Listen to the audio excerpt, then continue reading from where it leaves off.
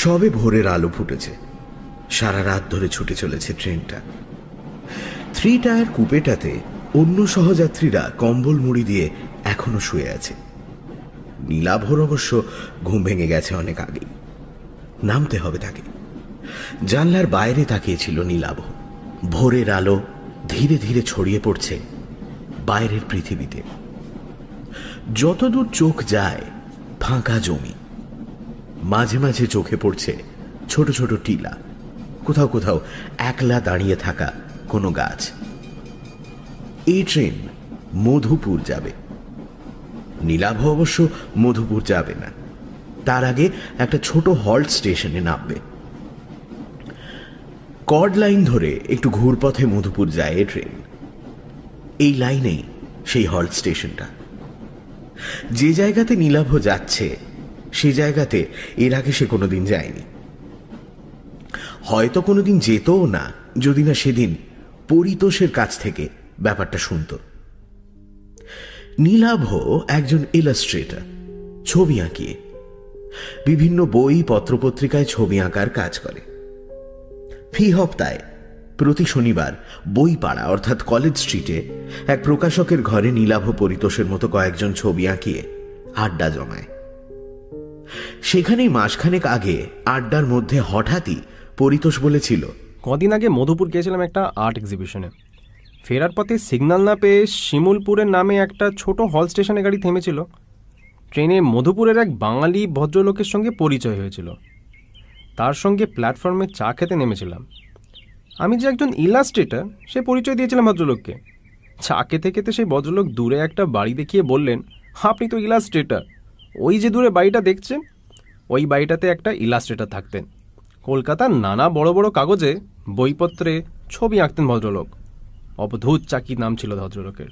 এই কথা বলার পর পরিতোষ বলেছিল, তুমি নিশ্চয়ই অবধূত চাকির নাম শুনেছ, কাজও দেখেছ।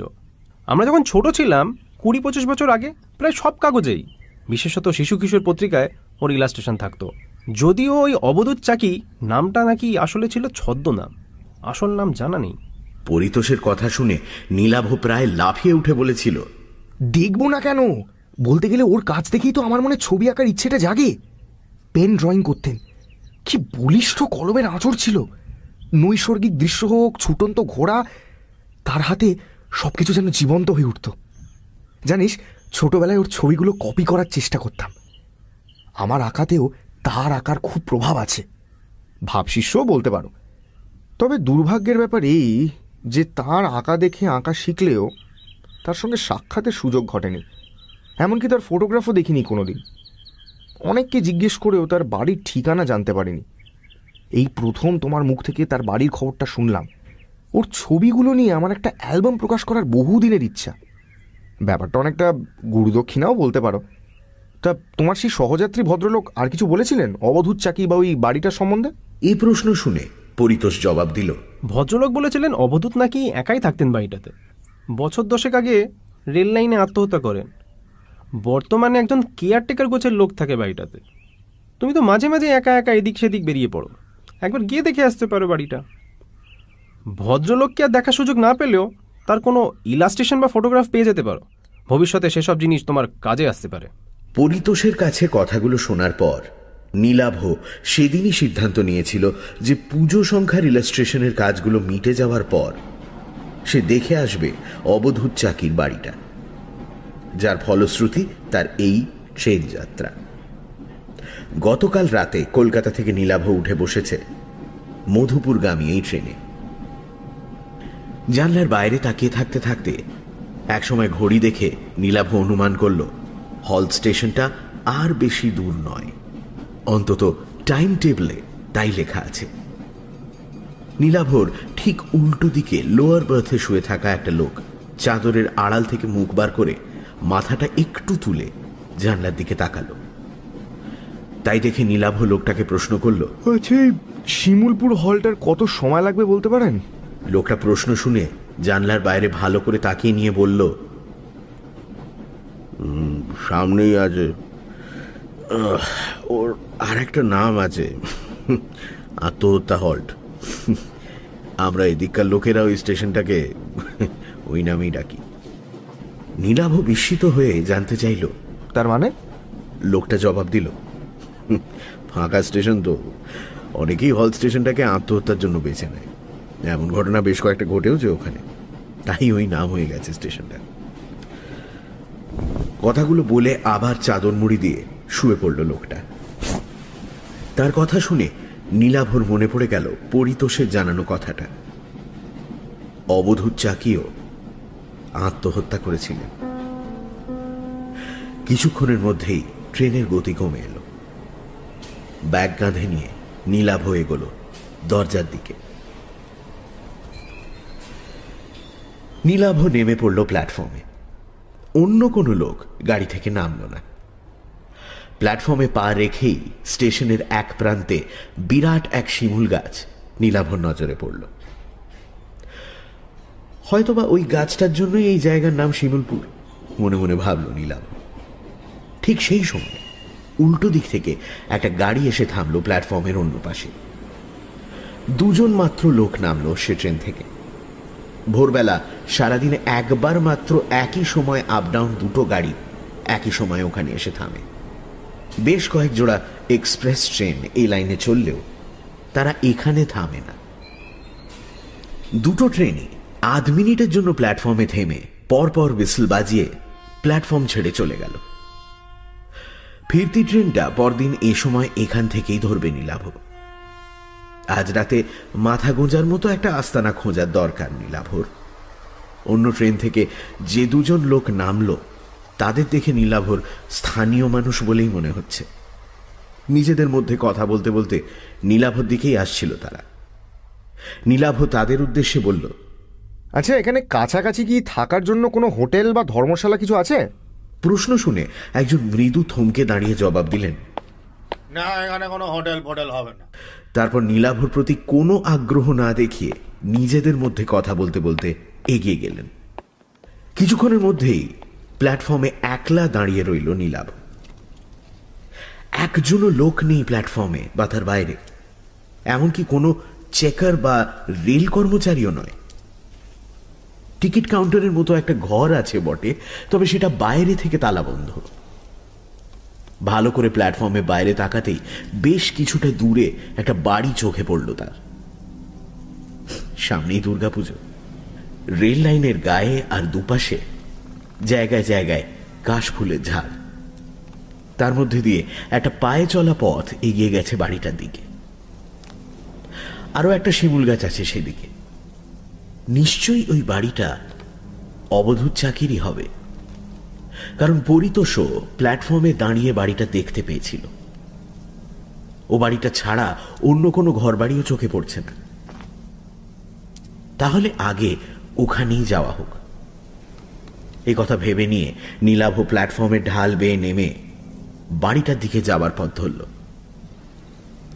বেশ কয়েকটা বাঁক নিয়ে পায়ে চলা পথটা বাড়িটার দিকে গেছে। কিছুটা এগোবার পরে একটা ছোট নালা চোখে পড়ল একটা বাঁক পেরিয়ে। তির করে জল বইছে তাতে। মাত্র হাত দশেক চওড়া হবে সেটা। বাঁশের একটা সাঁকো রয়েছে তার উপর দিয়ে। একদিক থেকে এসে অন্যদিকে কাশের বনের আড়ালে হারিয়ে গেছে সেটা। আরো কিছুটা এগিয়ে অন্য একটা বাঁকের মুখে শিমুল গাছের কাছে উপস্থিত হল নীলাভ। সেখান থেকে বাড়িটা খুব কাছে। নীলাভ বাড়িটার দিকে তাকিয়ে বুঝতে পারল সেটা আসলে বাড়ির পেছন দিক। পথটা গিয়ে বাড়িটার সামনে দুভাগে ভাগ হয়েছে।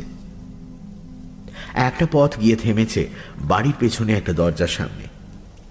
অন্য পথটা বাড়িটাকে বেড় দিয়ে সম্ভবত তার সদর দরজাতে গিয়ে পৌঁছেছে। নীলাভ ঠিকই অনুমান করেছিল। বাড়িটার কাছে গিয়ে সে দ্বিতীয় পথটা ধরে পৌঁছে গেল বাড়িটার সামনের অংশে।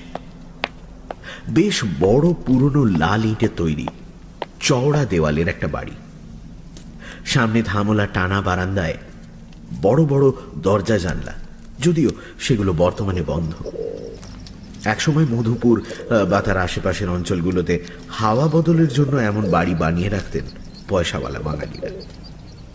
হয়তোবা তেমনই কেউ 70 বা 100 বছর আগে বানিয়েছিল ওই বাড়িটা। নীলাভর এমনই মনে হলো। বাড়িটার সামনে কাউকে না পেয়ে নীলাভ একটু ইতস্তত করে বারান্দায় উঠে এলো।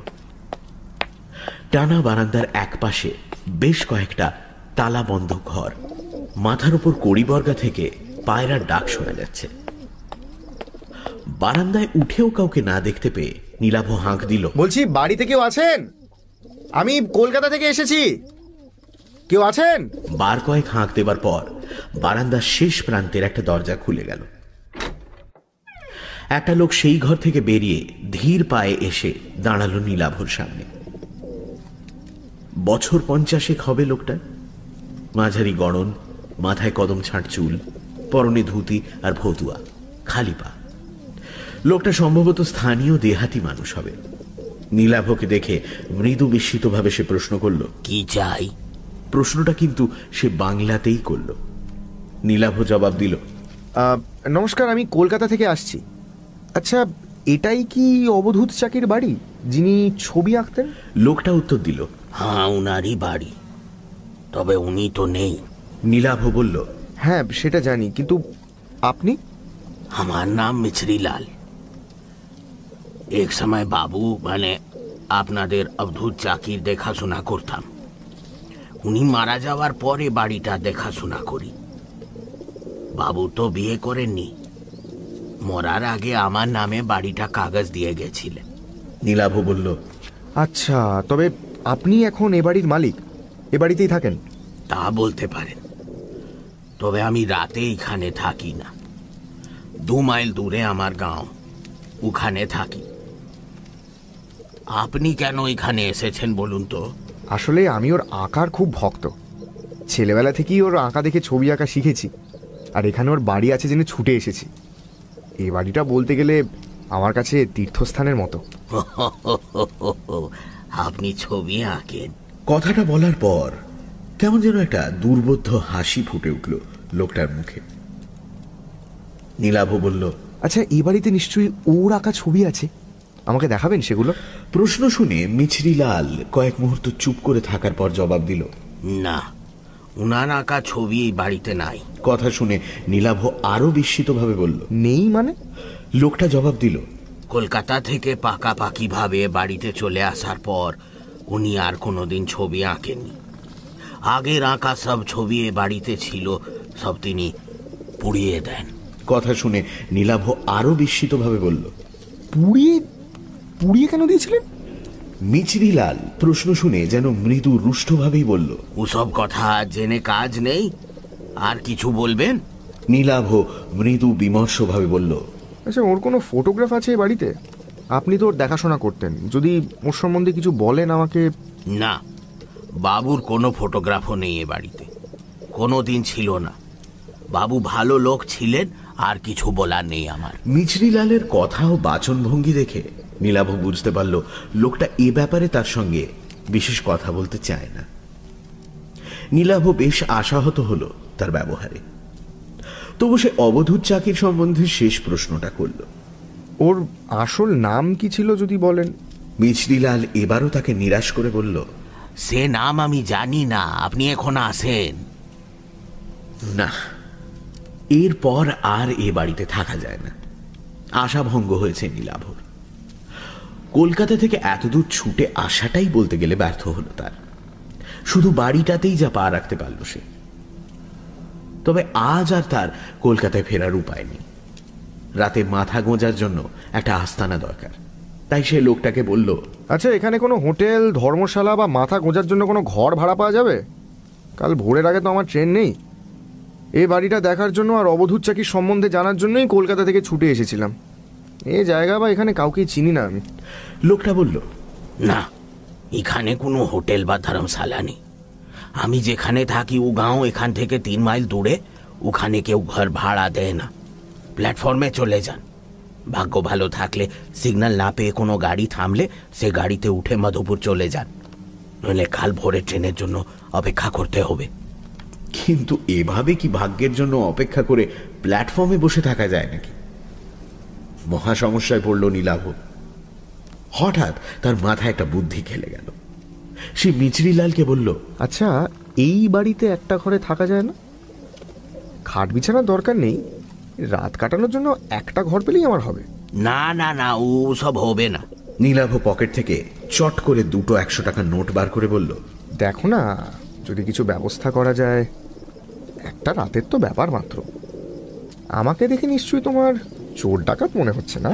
নীলাভর বাড়িয়ে দেওয়া 100 টাকার নোট দুটোর দিকে তাকিয়ে ধীরে ধীরে মিচরিলালের মুখের ভাব যেন নরম হয়ে এলো। সে বলল, না, চোর ডাকাত মনে হচ্ছে না। তাছাড়া এ বাড়িতে চুরি ডাকাতি করার মতো কিছু নাই। শেষ সময় বাবুর আমদানি ছিল না, বাড়ির জিনিসপত্র বেচেই তিনি খেতেন। কিন্তু আমি তো বিকেল হলেই ফিরে যাব, আপনি একেলে বাড়িতে। যদি তার মনের ভাব আবার কঠিন হয়ে যায়, তাই মিচরিলালকে আর কথা শেষ করতে না দিয়ে নোট দুটো তার হাতে গুঁজে দিয়ে নীলাভ বলল, না না, একলা থাকতে আমার কোনো অসুবিধা হবে না। কোন ঘরে থাকবো? মিচরিলাল একটু দোনামোনা করে শেষ পর্যন্ত বলল, ঠিক আছে, আসুন। আমি যে ঘরে থাকি সে ঘরেই থাকবেন। বারান্দা দিয়ে একটু এগিয়ে নীলাভকে নিয়ে একটা ঘরে ঢুকলো মিচরিলাল। আসবাব বলতে ঘরের মাঝখানে একটা তক্তপোষ রাখা আছে, আর ঘরের কোণে রাখা আছে একটা কুঁজো আর গ্লাস। খোলা জানলা দিয়ে বাইরের জমিতে কাশবন দেখা যাচ্ছে। নীলাভর ব্যাগে চাদর, মোমবাতি, বেশ কয়েকটা বিস্কুটের প্যাকেট রয়েছে। একটা রাত নীলাভর এখানে থাকতে বিশেষ সমস্যা হবে না। মিচরিলাল তাকে ঢুকিয়ে ঘরের বাইরে বেরিয়ে গেল। বিকেল পর্যন্ত সময়ের কিছুটা সময় ঘুমিয়ে আর কিছুটা সময় একটা গল্পের বই পড়ে কাটিয়ে দিল নীলাভ। বিকেলবেলা সূর্যের তেজ কমলে নীলাভর মনে হলো বাইরে থেকে একবার ঘুরে আসা যাক। ঘরের বাইরে বারান্দায় বেরোতেই নীলাভ দেখতে পেল মিচরিলাল দাঁড়িয়ে আছে। নীলাভকে দেখে বলল, আমি এখন ফিরে যাব। বারান্দা থেকে একসঙ্গেই বাড়ির বাইরে নেমে এলো তারা দুজনে। মিচরিলাল অন্যদিকে চলে যেতে গিয়েও একটু থমকে দাঁড়িয়ে প্রথমে বলল, अंधेरा होने के पहले लौट आइएगा, রাতে ঘরের বাইরে বেরোবেন না। কেন? এখানে চোর ডাকাতের উপদ্রব আছে নাকি? नहीं, वो नहीं, पर তবে কি ভূত প্রেতের ভয়? আমার কিন্তু ওসবে একদম বিশ্বাস নেই। কথাটা শুনে কয়েক মুহূর্ত নীলাভর দিকে তাকিয়ে রইল মিচরিলাল। তারপর ধীরে ধীরে এগোলো তার গ্রামে ফেরার জন্য। নীলাভ এগোলো তার উল্টো দিকে, যেদিকে রেল স্টেশন আছে সেই দিকে, যদি কোনো লোকজনের দেখা মেলে সেই আশায়। প্ল্যাটফর্মে উঠে এলো নীলাভ, কিন্তু একই রকম জনশূন্য রেল স্টেশন, একটা লোকও নেই কোথাও। তবে দিন শেষের আলোতে বেশ সুন্দর লাগছে চারপাশ। দিগন্ত বিস্তৃত কাশের বন রাঙা হয়ে উঠেছে বিদায়ী সূর্যের আভাতে। মৃদু বাতাসে তাদের মাথাগুলো দুলছে। রেল লাইনের মাথার উপর বিদ্যুতের তারে দোল খাচ্ছে ফিঙের ঝাঁক। এঁকে বেঁকে একসময় ছোট হতে হতে হারিয়ে গেছে দুপাশের রেল লাইন। নির্জন প্ল্যাটফর্মে একটা বেঞ্চে এসে বসলো নীলাভ। তার মনে হলো হয়তোবা এরকম বিকেলে এখানেই বসেছিলেন অবধূত। এখানে বসেই হয়তো তিনি তার ছবির কথা ভাবতেন। বাড়িটাতে তার কোনো ছবি না পেলেও বাড়িটা তো দেখা হলো নীলাভর, সেটাই বা কম কি। পরদিন ভোরে বাড়িটা ছাড়ার সময় মোবাইল ফোনের ক্যামেরায় বাড়িটার একটা ছবি তুলে রাখতে হবে। মনে মনে নানা কথা ভাবতে লাগলো নীলাভ।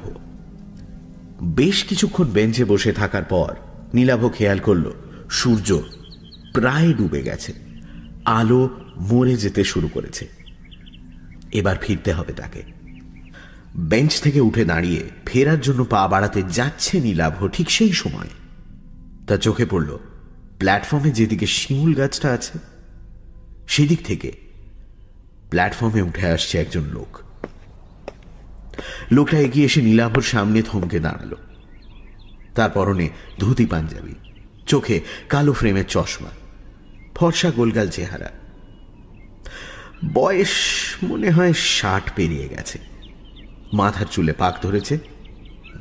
লোকটা প্রথমে হিন্দিতে জানতে চাইল, आप क्या यहाँ ट्रेन पकड़ने आए हैं? पर इतनी रात को तो यहाँ कोई ट्रेन नहीं आती। নীলাভ তার ভাঙা ভাঙা হিন্দিতেই জবাব দিল, नहीं नहीं, यहाँ एक जगह है ना, वो वहाँ मैंने रुका था। आई नो कि এখন ট্রেন নেই, সো এই বিকেলবেলা থোড়া ঘুমনে। নীলাভর অপটু হিন্দি আর তার মধ্যে বাংলা টান দেখেই সম্ভবত ভদ্রলোক বুঝতে পারলেন নীলাভ বাঙালি। মৃদু হেসে বললেন,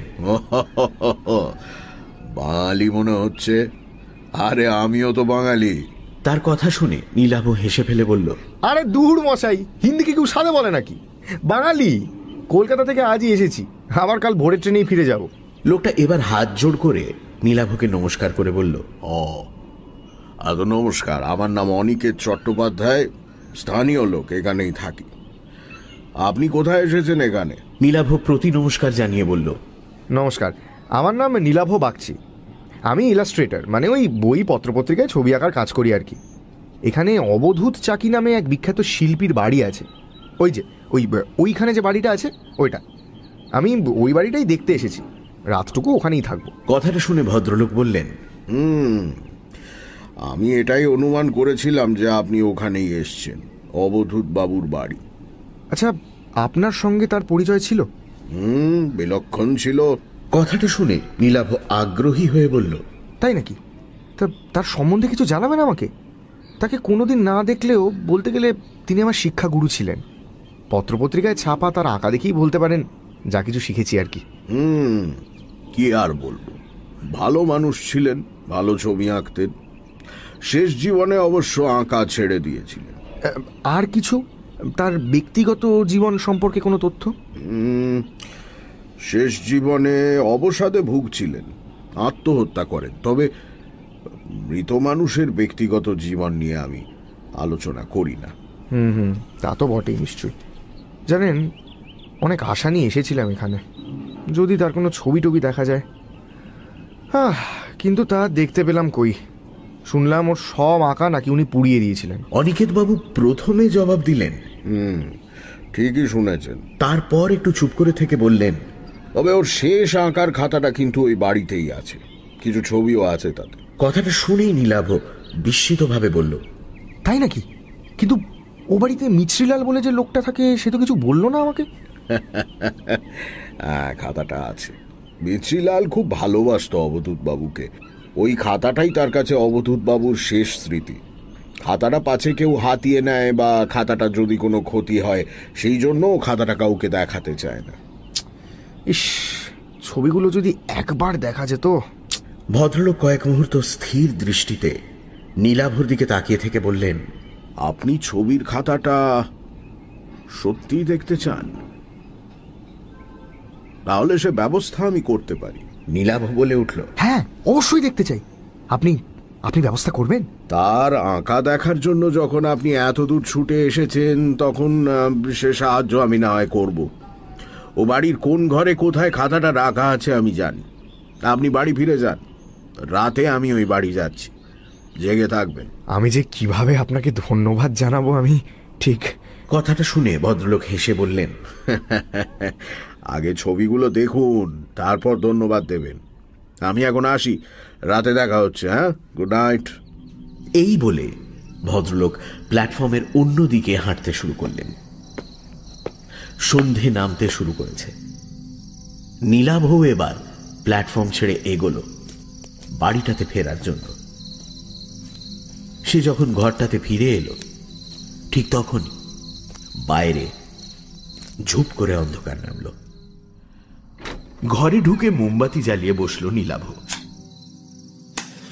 একসময় বাইরে ধীরে ধীরে অন্ধকার কেটে গিয়ে চাঁদ উঠতে শুরু করলো। অনিকেত বাবুর জন্য প্রতীক্ষা করতে লাগলো সে। সময় এগিয়ে চলল, 7টা, 8টা, কিন্তু ভদ্রলোকের দেখা নেই। বাইরে গোল চাঁদ ধীরে ধীরে মাথার ওপর উঠতে লাগলো। রাত 9টা যখন বাজলো, তখন নীলাভর মনে হতে লাগলো হয়তো ভদ্রলোক আর নাও আসতে পারেন।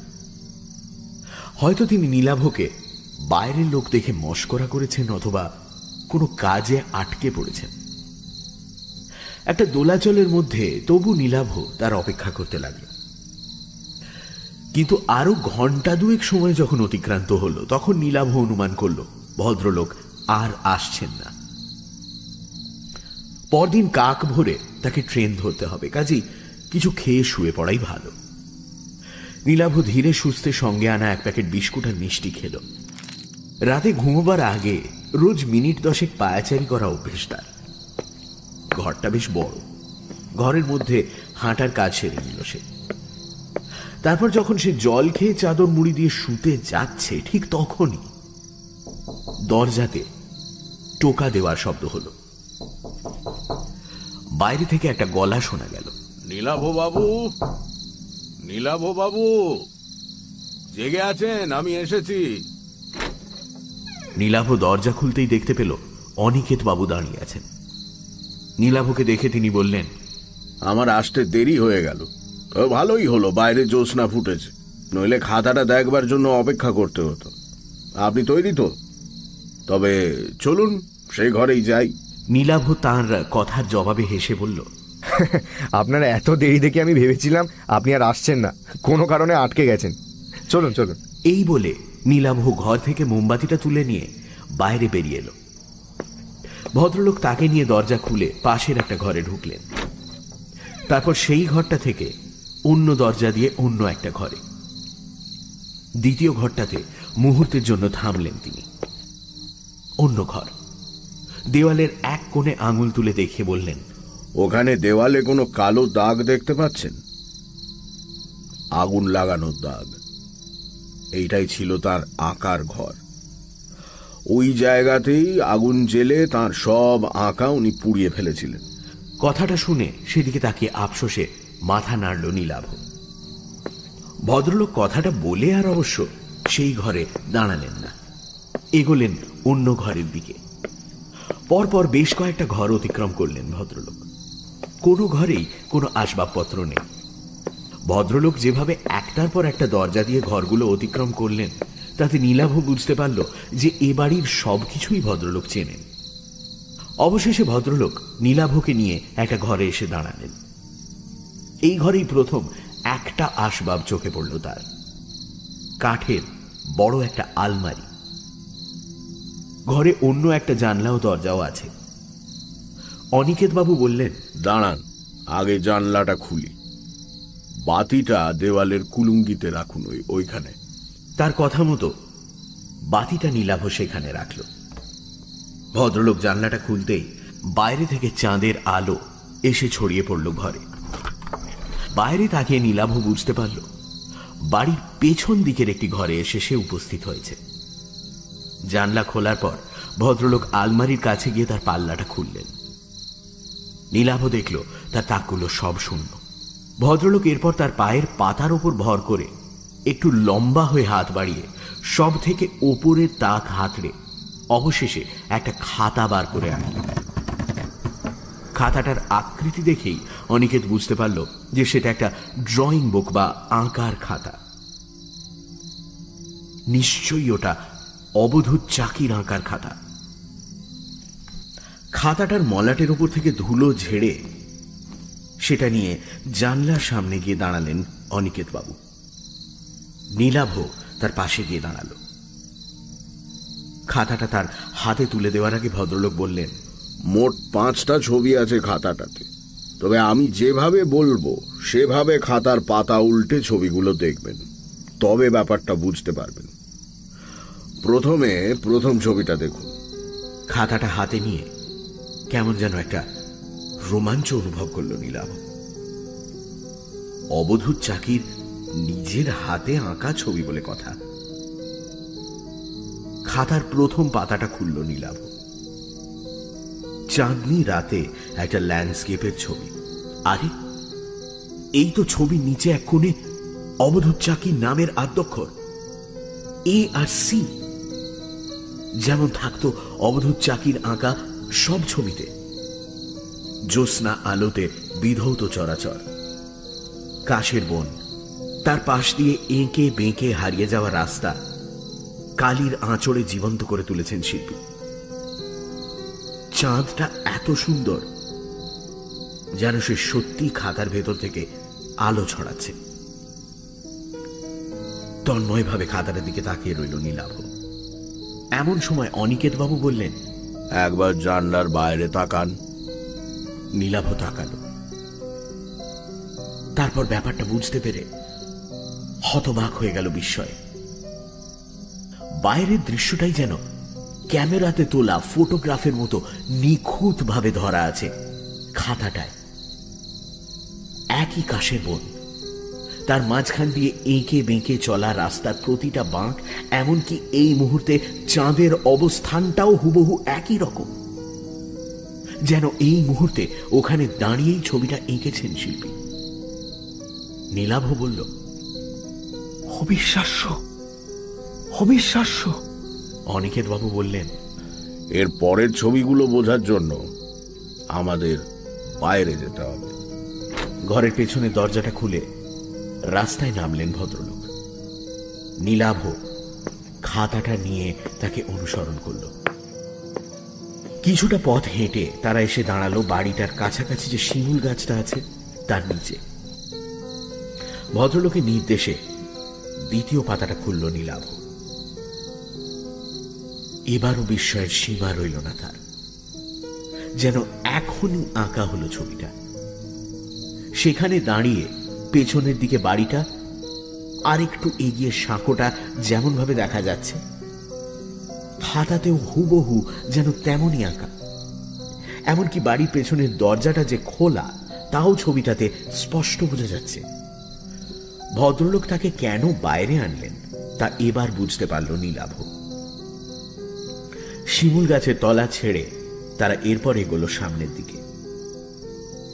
এসে থামল সাঁকোটার ওপর।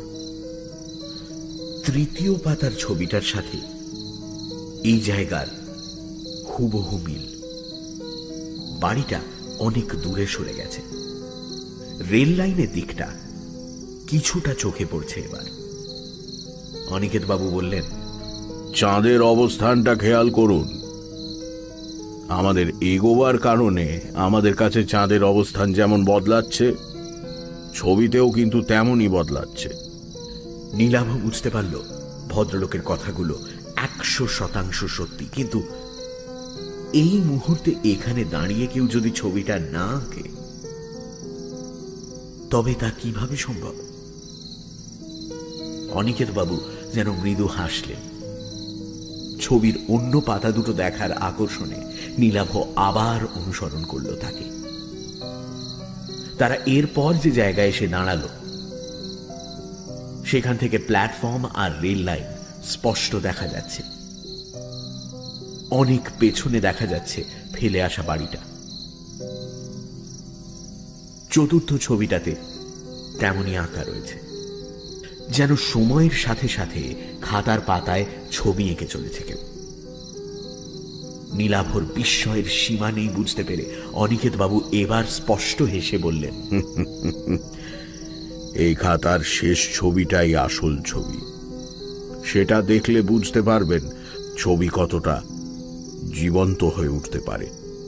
কত বড় শিল্পী ছিলেন অবধূত। এই বলে তিনি এগোলেন রেল লাইনের দিকে। শেষ ছবিটা দেখার অমোঘ আকর্ষণে মন্ত্রমুগ্ধের মতো তার পেছনে হাঁটতে লাগলো নীলাভ। রেল লাইনে উঠে এলো তারা। অনিকেত বাবু বেশ কিছুটা দূরে রেল লাইনের গায়ে একটা ইলেকট্রিক পোস্ট দেখিয়ে দিয়ে বললেন, রেল লাইনের মধ্যে দিয়ে হাঁটতে হাঁটতে সোজা ওই পোস্টের সামনে গিয়ে লাইনের মাঝখানে দাঁড়িয়ে খাতাটা খুলবেন। তিনি যে কত বড় শিল্পী ছিলেন তবে তা বুঝতে পারবেন। আর এই শিল্পীকেই একসময় অন্যের ছবি চুরি করার, কপি করার জন্য অপমান করেছিল একদল লোক। অবধূত চাকির কারো ছবি কপি করার প্রয়োজন হতো না। নীলাভ বিস্মিত হয়ে ভদ্রলোকের শেষ কথাগুলো শুনল। এরপর তিনি বললেন, যান, ওই জায়গাতে গিয়ে শেষ ছবিটা দেখে আসুন। রেল লাইনের পাথরের ওপর দিয়ে আমার হাঁটতে অসুবিধা হয়, নইলে সঙ্গে যেতাম। নীলাভ একটা তীব্র আকর্ষণ অনুভব করছে শেষ ছবিটা দেখার জন্য। কি আছে সেই ছবিতে? ভদ্রলোকের কথা মতো নীলাভ খাতাটা নিয়ে এগোলো রেল লাইনের মধ্যে দিয়ে। নির্দিষ্ট জায়গাতে গিয়ে নীলাভ দুটো লাইনের মাঝখানে দাঁড়িয়ে খাতাটা খুলল। তার সামনে দিয়ে যেভাবে রেল লাইনটা চলে গেছে সেইভাবেই খাতায় আঁকা হয়েছে, যেন এই জায়গায় দাঁড়িয়েই ছবিটা আঁকা। ছবিতে আঁকা আছে দূর থেকে একটা ট্রেন যেন সামনের দিকে এগিয়ে আসছে। রেল লাইনে ছড়িয়ে পড়েছে তার আলো। কয়েক মুহূর্ত সেই ছবিটার দিকে তাকিয়ে থাকার পর নীলাভর মনে হতে লাগলো ছবির ট্রেনটা যেন ক্রমশ এগিয়ে আসছে। তার আলো যেন ক্রমশ বড় উজ্জ্বল হতে শুরু করেছে। আলোয় ভরে যাচ্ছে খাতাটা। ট্রেনটা যেন খাতা ফুঁড়ে বাইরে বেরিয়ে আসতে চলেছে। আর এরপরেই রেলগাড়ির প্রচন্ড ঝমঝম শব্দ শুনে চমকে সামনে তাকাতেই নীলাভ দেখতে পেল তার সামনে এসে পড়েছে একটা ট্রেন। হাত কুড়ি মতো ব্যবধান। ট্রেনের উজ্জ্বল আলোতে চোখ ধাঁধিয়ে গেল তার। আর তার পর মুহূর্তেই এক ঝটকায় কে যেন তার হাত টেনে লাইনের বাইরে তাকে ছিটকে ফেলল। মুহূর্তের জন্য মৃত্যুকে ফাঁকি দিল নীলাভ। নীলাভ সামনে দিয়ে দুরন্ত গতিতে ছুটে বেরিয়ে যাচ্ছে। সাক্ষাৎ মৃত্যু। মাঝরাতে এক্সপ্রেস ট্রেন। যে হাতটা নীলাভকে মৃত্যুর মুখ থেকে বাঁচালো সেই হাতটাই আবার নীলাভকে টেনে দাঁড় করালো। মিছরিলালের হাত। মিছরিলাল দাঁড়িয়ে আছে তার পাশে। মৃত্যুর মুখ থেকে সদ্য ফিরে আসা নীলাভ হতভম্ব। নীলাভদের সামনে দিয়ে ট্রেনটা দ্রুত গতিতে সরে যাবার পরেই সে দেখতে পেল লাইনের ওপাশে দাঁড়িয়ে আছেন অনিকেত বাবু। নীলাভকে জীবন্ত দেখে তার চোখে মুখে যেন ফুটে উঠেছে বিস্ময় মিশ্রিত ঘৃণার ভাব। রেল লাইনের পাশেই পড়েছিল আঁকার খাতাটা। মিছরিলাল সেটা মাটি থেকে কুড়িয়ে নিতেই রেল লাইনের ওপাশ থেকে ভদ্রলোক বললেন, মিছরিলাল, খাতাটা আমায় ফেরত দাও। মিছরিলাল জবাব দিল, না, এ খাতা আমি দিব না বাবু। প্রতিশোধ নেওয়া তো অনেক হলো, এ কাজ আমি করতে দিব না আপনাকে। অনিকেত বাবু এবার কাতর স্বরে বলে উঠলেন, না না, তুমি খাতাটা আমায় দাও। তুমি খাতাটা আমায় দাও। তুমি জানো না এই শহরের মানুষগুলো আমায় কত অপমান করেছে।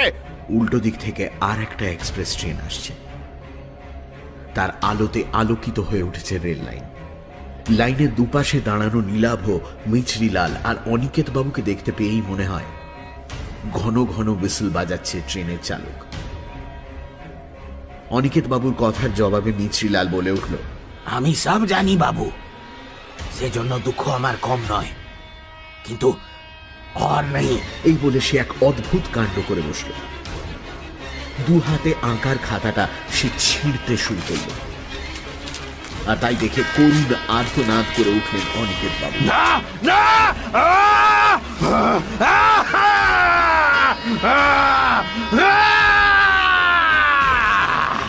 তারপর রেল লাইনে উঠে পাগলের মতো ছুটতে শুরু করলেন দানবের মতো ছুটে আসা ট্রেনটার দিকে।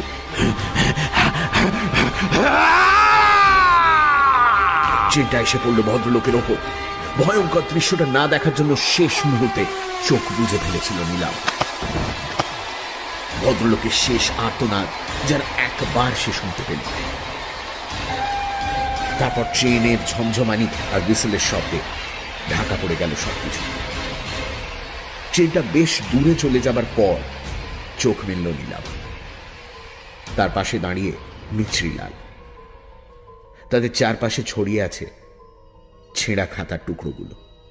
নীলাভ ভয়ে ভয়ে তাকালো কিছুটা দূরে, যেখানে অনিকেত বাবুর ছিন্ন ভিন্ন দেহটা পড়ে থাকার কথা সেই জায়গাতে, কিন্তু সেখানে লাইন বা তার আশেপাশে কিছুই পড়ে নেই। তার মনের অবস্থা বুঝতে পেরেই সম্ভবত মিছরিলাল বলল, না, ওখানে কেউ নেই, থাকার কোথাও নয়।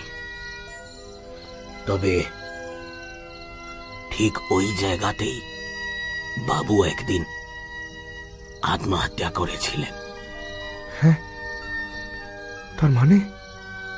তার মানে আমার সঙ্গে আপনি এবার বাড়িটাতে ফিরে চলুন, ওখানে গিয়ে সব বলছি আমি আপনাকে। নীলাভর মাথার ভেতর যেন সব তালগোল পাকিয়ে যাচ্ছে। মিছরিলালের পেছনে টলতে টলতে সে এগুলো বাড়িটার দিকে। বাড়ি ফিরে সেই পেছনের ঘরটাতেই বসল তারা। বড় মোমবাতিটা তখনও জ্বলছে। ঘরটাতে ঢুকে ধাতস্থ হতে বেশ অনেকটা সময় নিল নীলাভ। মিছরিলাল বাড়ির ভেতরে কোথা থেকে যেন জল এনে খাওয়ালো নীলাভকে। মোমবাতির আলোতে বিষণ্ণ মিছরিলালের মুখ। এক সময় সে বলতে লাগলো তার কথা, টুকরো টুকরো কথা, দীর্ঘক্ষণ থেমে থেমে। আপনি তো জানেন বাবু বড় শিল্পী ছিলেন, ওনার খ্যাতি ছড়িয়ে পড়েছিল চারপাশে, কিন্তু ও খ্যাতি ওনার কাল হল। একদল শিল্পী বাবু সে জ্বলতে থে, তাদের মধ্যে অনেককে বাবু নিজে আঁকা শিখিয়েছিলেন, কাজ পাইয়ে দিয়েছিলেন, কিন্তু ওনারা বাবুর বিরুদ্ধে ষড়যন্ত্র করতে লাগে। বাবু একবার একটা ছবি এঁকেছিলেন, তারা প্রচার করলো সেটা নাকি এক বিখ্যাত শিল্পীর ছবি থেকে চুরি করে আঁকা। বাবু সে শিল্পীর ছবি কোনোদিন দেখেনি, पर कोई कारण से দুটো ছবির মধ্যে একটু মিল ছিল, কিন্তু বাবুর কথা কেউ বিশ্বাস করলো না। কোনো अखबारे नाकि लेखा हलो बाबू चुरी करे छवि आके। लज्जाय अपमाने घृणाय बाबू छवि आँका छेड़े दिले, निजेर सब छवि पुड़िए दिलेन। আর তার মধ্যে প্রচন্ড একটা আক্রোশ তৈরি হলো শহরের মানুষের বিরুদ্ধে, বিশেষ করে যারা ছবি আঁকেন তাদের বিরুদ্ধে। আত্মহত্যা করার আগে শেষ ওই খাতাটায় ছবি এঁকেছিলেন।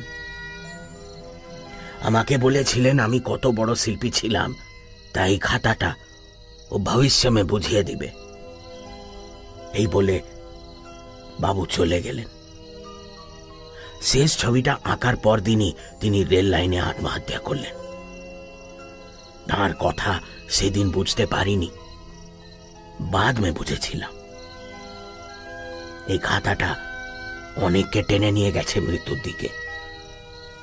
লোকে ভাবে ব্যাপারটা আত্মহত্যা, কিন্তু আসল ব্যাপারটা তা নয়।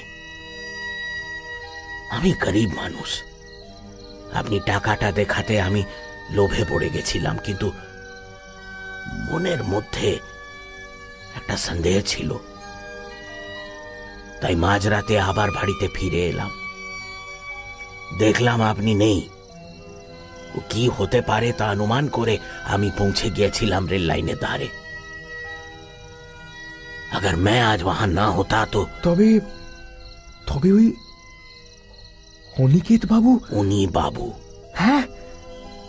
নীলাভ এবার খেয়াল করল অনিকেত চট্টোপাধ্যায় আর অবধূত চাকি, তাদের নামের আদ্যক্ষর একই,